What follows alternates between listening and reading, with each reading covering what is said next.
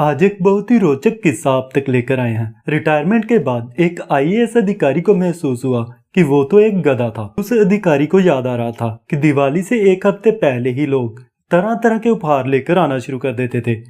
उपहार इतने ज्यादा होते थे कि जिस कमरे में हम सारा सामान रखते थे वह किसी उपहार की दुकान जैसा लगता था।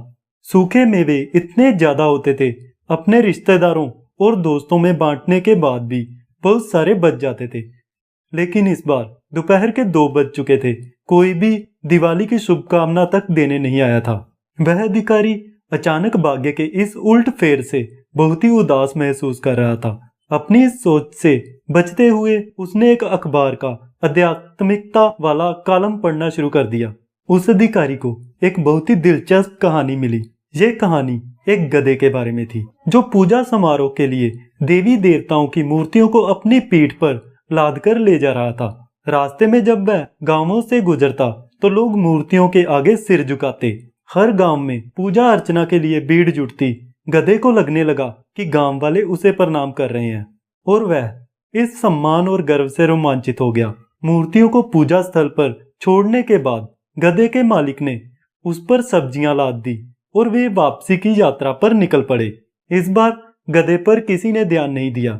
वह अल्पज्ञानी गधा इतना निराश हुआ कि उसने गांव वालों का ध्यान खींचने के लिए बार बार रेंकना शुरू कर दिया। शोर से लोग चिढ़ गए और उन्होंने उस बेचारे गधे को पीटना शुरू कर दिया, जिसे इस बात का जरा भी अंदाजा नहीं था कि उसने ऐसा क्या किया कि उसे इतना क्रूर व्यवहार झेलना पड़ा है।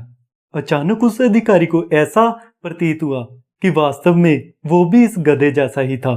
सम्मान और आदर के वे सारे उपहार उसके लिए नहीं बल्कि उसके ऊपर लदी उन मूर्तियों के थे।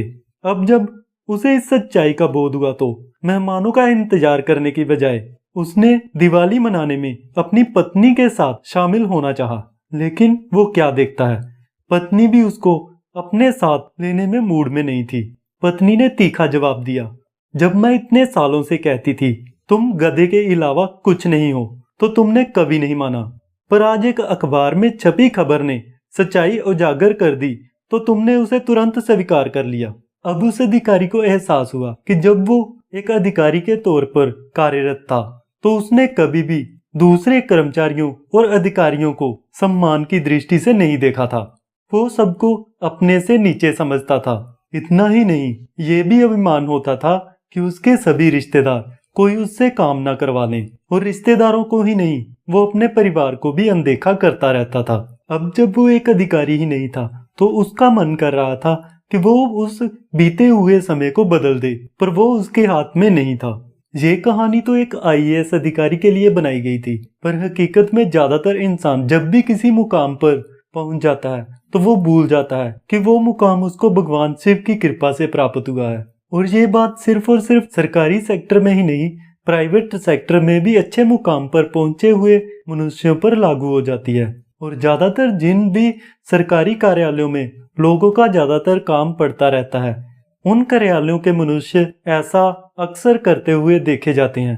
तो आज की इस कहानी से यही शिक्षा मिलती है कि जो व्यक्ति अपनी नौकरी के दौरान अपने पद को देखकर जरूरत से ज्यादा फड़फड़ाने की कोशिश में रहता है और मौका बेमौका लोगों को दोष दिखाता रहता है, परेशान करता है, उसका सेवानिवृत्ति उपरांत ज्यादातर यही हाल होता है। आत्मग्लानि के बाद में उसको जीना पड़ता है। और अगर भगवान शिव की कृपा से अभी आपका मुकाम आपके पास ही है तो अभी संभल जाइए और रिटायरमेंट के बाद होने वाली आत्मग्लानि से बच जाइए। ओम नमः शिवाय।